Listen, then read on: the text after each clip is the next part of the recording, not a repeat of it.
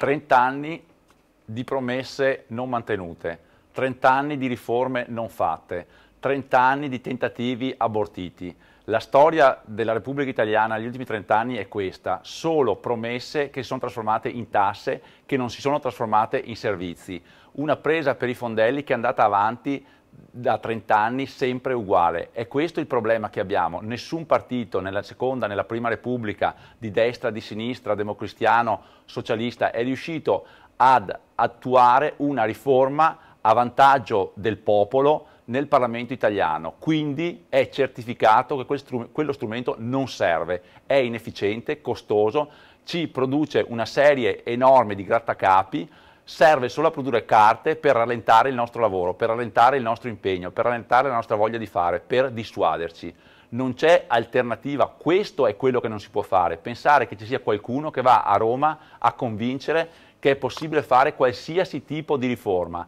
Pensateci, avete 30, 40, 50, 80 anni, pensate nella vostra vita se vi è mai risultato di vedere una riforma fatta a favore vostro dal Parlamento italiano. Mai successo. Mai successo.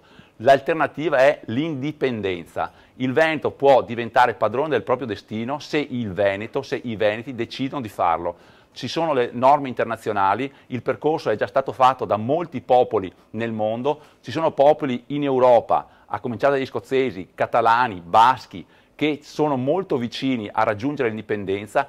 Quello è l'unico modo che abbiamo per salvaguardare i nostri diritti e per dare un futuro ai nostri figli. Non c'è alternativa, ci dobbiamo convincere di questo, non c'è alternativa. Pensare che si possa aspettare ancora che arrivi l'unto del Signore a mettere a posto l'Italia è utopia, è convincersi di una cosa che non esiste nella faccia della terra. Ci abbiamo provato in tutti i modi, la pazienza è finita, non ne possiamo più.